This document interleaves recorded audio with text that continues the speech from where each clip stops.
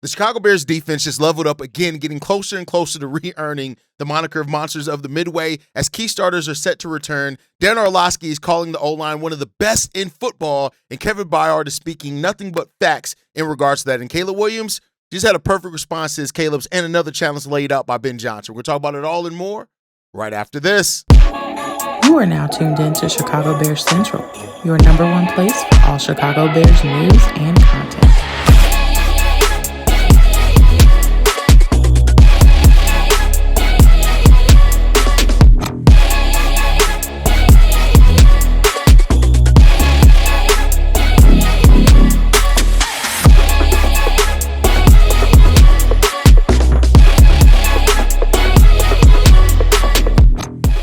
What's going on, Bears fans? Welcome to another episode of Chicago Bears Central, your number one spot for everything Chicago Bears related. I'm the host there, Haize, but more importantly, you guys can follow the channel at Chi Bears Central on every social media platform we happen to be on. With that said, let's go ahead and get into this content today, y'all. And we already know Packers Week is here. The stakes are massive, and the NFC's number one seed as of right now are ours, and we're looking to see how well we can hold on to that when all things come down to it. But with that said, the Chicago Bears are getting a number of players that returned to practice in yesterday's practice. Now, the first injury report will come out later on today, and we'll talk about that. But on Tuesday, where the Bears held practice at Haize Hall, TJ Edwards and Noah Sewell were back on the field for the first time in 3 weeks. Now, Tremaine Edmonds still has another couple of weeks before he can return after being placed on injured reserve. He can't return until week 16, so we're still a little ways off from him making his return back to the football field. But depending on how this injury report is released today, right, that could point to Noah Sewell and TJ Edwards being back on the field for the Chicago Bears when they take on the dreaded Packers this week in FGB week. And that's really good. When you look at it, despite missing the 3 starting linebackers, the Chicago Bears have really still kept up the defensive intensity. Jackson, Amen, they stepped into the larger roles and performed pretty damn well when it came down to it. Keep in mind, Jackson was claimed off waivers back in August, and he's been a really big surprise for the Chicago Bears in the way that he's been able to perform.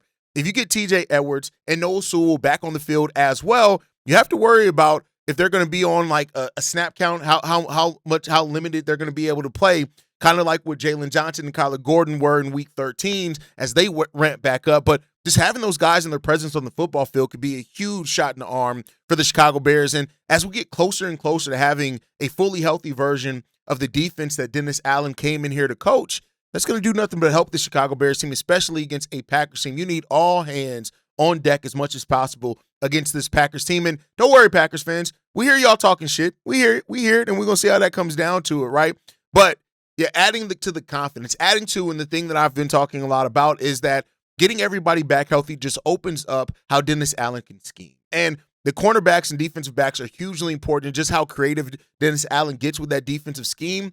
But you get TJ Edwards, you get Noah Sewell back, even if they're on a limited number of snaps that they're going to be able to play, it just makes those snaps even that much more important for the Bears. So as we still are ramping up, trying to get more healthy and be healthy by hopefully the playoffs, right? That's going to be a key thing here for the Bears. So getting these guys back healthy is a good sign for this Bears team, both in the immediate future against the Green Bay Packers this week, and then, of course, on this run that the Bears are now on, trying to solidify their first playoff berth in quite a while. And we'll see what's going to happen with that one.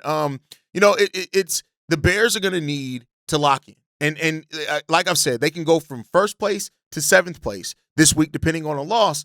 And, it does come down to it when you talk about it. Like Ben Johnson said it yesterday in the quote that we read. You need at least 11 wins to guarantee the playoffs. You can make the playoffs in some instances in some seasons without getting to 11 wins, but you need pretty much 11 wins to guarantee yourself to make it into the postseason appearance. And so as this Bears defense that hasn't been the best statistically where it ranks or anything like that, right, but has really stood up the most when it comes down to it, that's going to be really important for this Bears team to get that done. And as you get more healthy and you get more, and I said it like this could be a little bit of a benefit for the Bears, is that you could have your defense healthy, as close to fully healthy, because I have my doubts on how if we're going to get everybody back by the playoffs, right? But you have the chance to get be the closest to your version of healthy in the playoffs. That's not something that every team could say, right?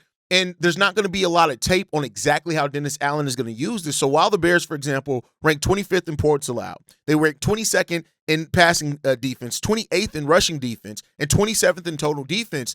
That's with us running very, now I won't say bones, right? A skeleton crew of our, but we haven't ever really gotten to see Dennis Allen really get as creative as he can because of how many players we were missing. Of course, we have players like Nashawn Wright step up. We've had players like Noah Sewell who stepped up while TJ Edwards was out, right? We've had DeMarco Jackson who stepped up recently also. Like, we've had these guys step up, but to be able to see now that we've proven the depth can step up, having your projected starters back out there with the depth that you've already built and the way that depth has gotten into rhythm because they've had to be the starters for a large part of the season, that could absolutely be a benefit for this Bears team. And you need every edge possible for yourself getting to the postseason, the first time for a lot of these players in Bears uniform. So, the Bears, of course, were first in takeaways. We're 7th in third down conversion rate. That's what the Bears have really been the backbone of this defense and where we really haven't broken much at. But those other areas, those areas that we rank towards the bottom of the league as far as defense in,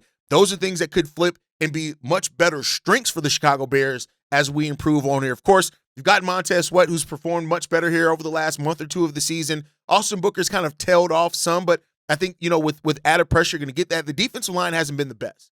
But you tell me if you're adding and making your secondary stronger and making your linebacking core stronger as well leading into the playoffs, you may even get better out of that. So, all this thing is all part of the puzzle. And that's what this is about. It's about getting as many pieces to the puzzle back on the board as much as possible and then seeing how everything fits together. So, love to hear that these guys are back healthy. I think this is going to be the shot in the arm that the Bears do need big time. I think some of the best Bears defense has not even been yet to be played, and we could see that in the final weeks of the season and in the playoffs. And if that happens, man, it's going to be an exciting postseason run for the Bears. But like I said yesterday, let's not get too far ahead of ourselves. We still got a lot to prove. We still got some wins that we need to get to guarantee our postseason appearance. But the Bears are getting there. They're getting healthier at the right time of the season.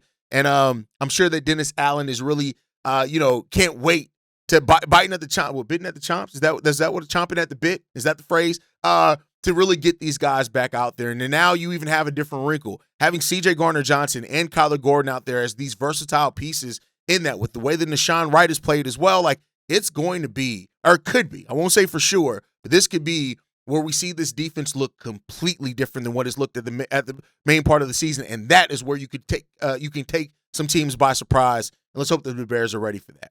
But from a position and a group that could improve here leading into the playoffs, let's talk about one of the things that the Bears have done. This offseason, they flipped and made their offensive line from a weakness into a strength. And they did that by investing in draft picks, by investing free agent capital in doing that, right? You used 2 picks on offensive tackle, Ozzie Trapillo and Luke Newman, right? Which, those guys have had their own flashes when it comes down to it, right? You got it. You brought in Jonah Jackson. You brought in Drew Dahlman. You brought in Joe Tooney. These guys have played off. And while Darnell Wright started off the season a little bit rough, he's now rounded out to be exactly what you drafted him to be as well. And Darnell Orlovsky has seen that. And he said this when it came down to the Bears' offensive line, saying this: they would be an offense I would not want to play against if I was in the NFC. Their offensive line is in the conversation for the best offensive line in football. When it comes to the run game, no one has pushed around Philly the way that the Chicago Bears did. They're pushing defensive linemen into defensive backs. That's not common in the NFL. Their ability to scheme you up, waste defenders in their motion run game, and the double teams in the running game. This offense running down the ball on early downs is a problem. And it absolutely has been for the Bears. You look at how we started off, right? And I'm not saying that it all came with benching Braxton Jones or anything like that, but you look at how we started off, and our run game was in the toilet. We have the second best rushing attack in football. We are averaging 153 yards per game on the ground, period. We have the 15th best passing offense in the league, 8th overall in points per game in the entirety of the NFL, 6th in total offense, 6th in third down conversion rate, right? Red zone scoring 15th. We've talked about that. I want to get that kind of more touchdowns than field goals in the red zone. 6th for sacks allowed, 5th in turnovers. This Bears team and the offense has seen an exponential rise. And of course, a big part of that is due to what the offensive line has done and the fact that we invested in that. Still leads a little bit, I would say, sometimes in pass coverage that I would like to see, but between Caleb Williams and his ability to create separation, even when you do get pressures from that, and the fact that the offensive line is wholly improved from that, especially when you look at what Caleb Williams was at sacks last year versus this year, right? He was sacked 68 times last year, third highest in NFL history. Through the first 12 games of the season, he's been sacked only 19 times, right? That's how much that the investment in this offensive line has worked. And as much as Ryan Poles, and people criticize, rightfully so, Ryan Poles for sometimes his evaluation of players on the offensive line, Nate Davis being one of those, some of the draft picks, those type of things, that this Bears team went into this offseason, and you could tell they had a concerted effort to improve this offensive line. And for what it's worth, it's paid off for the Chicago Bears this year. And you just got to give them credit. So it's good that people are recognizing that this Bears team has turned a weakness into a strength. And that's why I say, like, you're not going to be able to fix everything all in every offseason, right? And while Ryan Poles did make some mistakes in his evaluation of offensive line, this thing has now improved for the Chicago Bears, and it's a legit weapon and benefit for this Bears team. And like Dan Orlovsky said, you talking about getting into the playoffs and wanting to play against this team, like, you have to be prepared for what this offensive line has done. Now, they can't disappoint. They have to keep it up. We got 5 games left in this regular season, and to Ben Johnson, we need at least 2 wins. I personally want 4 or 5 if we can get that much. So we'll see what this Bears team can and how they're going to continue to improve with that. But this is a team and an offensive line that has now been the backbone of this team. For a long time, the offensive line was the thing that you looked at and you were like, hey, no matter, we don't even know how good some of these players are because we don't have a good enough offensive line. You look at DeAndre Swift, look at how much different he looks this season now under a better offensive line than last year. Look at Kyle Monangai and what he's brought overall, our run game. So this offensive line has absolutely become a weapon and a benefit for this Bears team. And it's one that a lot of teams don't have, they're not going to be able to be prepared for what the Bears can do. And it goes hand in hand with our run game increasing as well. And so we'll see. We'll see what's going to happen there. But a big part of all of this that we have to continue to evaluate is Caleb Williams, right? And so Ben Johnson talked about it, and he did acknowledge that the passing game isn't where they want to be, but he did say that he is happy with Caleb Williams' progress, something that, some Bears fans aren't going to want to hear, right? And for what Caleb Williams is worth, he talked about that. He said this: obviously, I miss a pass, and it looks a certain way to everybody, and everybody doesn't know all the details. So you go into that, and you look at the stats, and you look at all these percentages, and whoop-de-doo, right? From there, we come back here, and we actually look at the film. Was I in the right spot? Was my drop right? You always look at yourself first, and then you look at the other guys and were they in the right spot? Were they in the right spot at the right time? You try and tie those things together. That's the fun part about football. That's the fun part about playing this position. It's the fun part about a long season. You have these ups and downs, and you have these moments where you may not be hitting on all cylinders. And then you have these moments where it feels like you can't miss. We're trying to get to the point where it feels like we can't miss. So it's great that Caleb Williams is acknowledging where his shortcomings are as a quarterback, right? I, for one, think that you can't have greatness or you can't be great if you don't first acknowledge that where you fall short of your own expectations, right? And there's definitely room for Caleb Williams' growth, right? He's completing 58.1% of his passes. He does have 2,722 yards, 17 touchdowns, only 5 interceptions, and he has 306 rushing yards and 3 touchdowns on the ground as well. Caleb Williams has absolutely been a weapon. Over 3,000 total yards from scrimmage. He's going to have over 4,000 more than likely when this season ends, and that's great, right? You see the potential that Caleb Williams has. But if, in being honest in your review and evaluation, you can also see where he misses some plays. But Caleb Williams has made the steps in development in the right places. My boy Darius said a couple of times, like, let's stop acknowledging the Caleb Williams haters. And he's right in that, right? Let's instead acknowledge and look at the place where Caleb Williams has grown. The accuracy has room to improve. But let's talk about him being better in the center than what people expected him coming into the NFL. He's recognizing picking up the blitzes better than people have in the NFL. And his ability to just make big plays when it matters the most is definitely something that's come there, right? So, there's been recent praise from him. Howie Long has praised him. He called him the next John Elway recently, and that's crazy enough as praise when it all comes down to that. But like I've said many times, right, is that you have to, and I said it even early in this episode, you have to be acknowledging where you're falling short of your expectations. And for what it's worth, what we hear and the way that Ben Johnson communicates it, Caleb Williams isn't ignoring where he falls short, and they aren't allowing him to miss or to overlook where he falls short at either. That gets to the expectation that coaching sets. That gets to where coaching matters in development. So if Caleb Williams is hitting these markers on these things and realizing, hey, this is where I'm falling short of my own expectation. Caleb said he wants to be judged by Super Bowl. That's what he said. And we are far off from that as things stand right now. But if that's truly where you want to be evaluated, it brings a different level of expectations. Ben Johnson laid out, he wanted, 70% completion percentage by Caleb Williams, and he's a far off way from that, right? And it gives you something to strive to. And that goes to show just how Ben Johnson and the mindset that he has of development and the fact that he does have that view of development, all those type of things, that matters to this team. It matters to the development, and that's where coaching makes a huge difference as far as a player hitting their potential.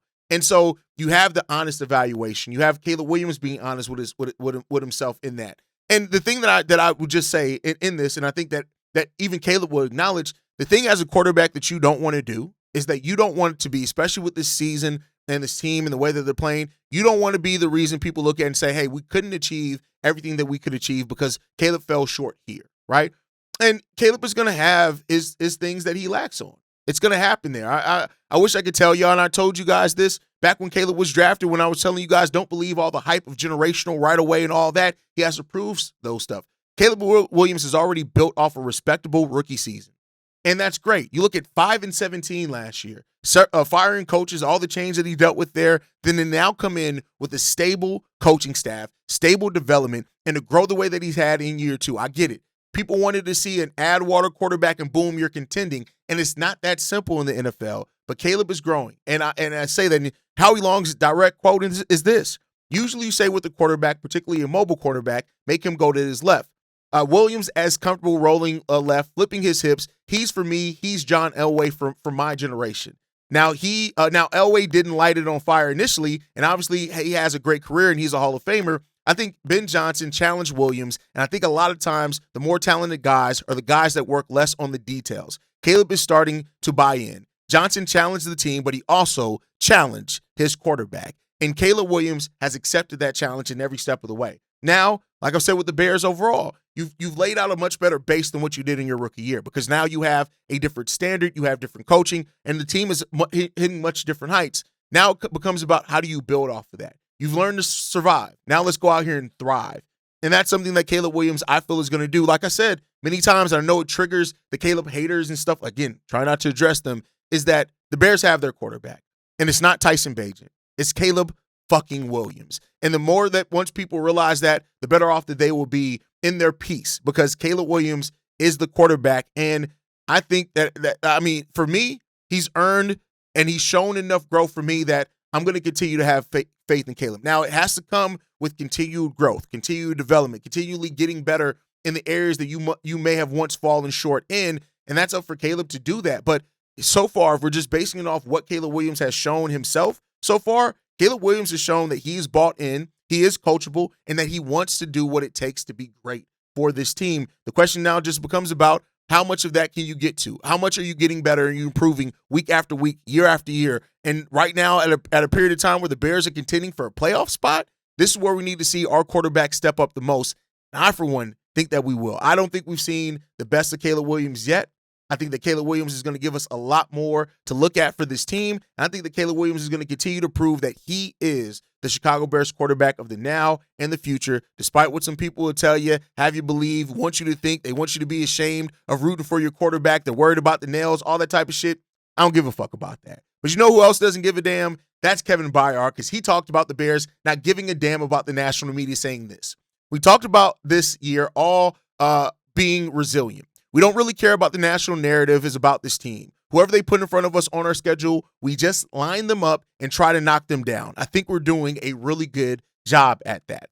You look at the Bears, right, and how the Bears have played this season. This is a team that resiliency is the name of the game for this team, and that's what I want them to keep. It seems like the Bears, via everything that we know so far, right, and we're not in the locker room, have the right mindset in the sense that, yeah, we're number one in the NFC overall right now. That doesn't mean anything. We got to continue to line up, and we got to continue to take care of the opponent that's in front of us. And we don't care if the national media loves us, if they hate us, if they think we're the best, if they think we're the worst. We're going out here and trying to win football games, and your veterans are the ones that have to set that tone for you. Your coaches are the ones that have to set that tone for you. One band, one sound in Chicago.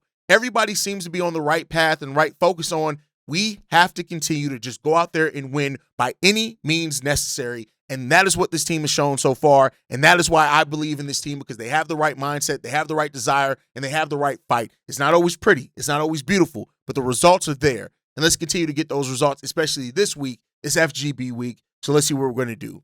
Bears fans, this team keeps proving people wrong. And this is only hopefully the beginning of this, right? I say only hopefully because we saw a really great first season under Matt Nagy. We got to keep getting it. We're getting key starters back. The offense continues to evolve. The defense refuses to break despite all the things that have gone on with it. And the national media is finally catching up to exactly who this Bears team really is. Make sure you guys hit that like button. You subscribe to the channel as well. If you're not subscribed to it, you can follow us at Shy Bears Central. You send us any feedback, questions, comments, concerns.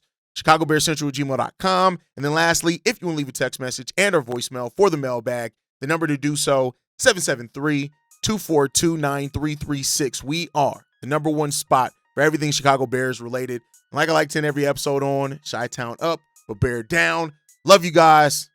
Peace, y'all. This has been a presentation of the Break Media.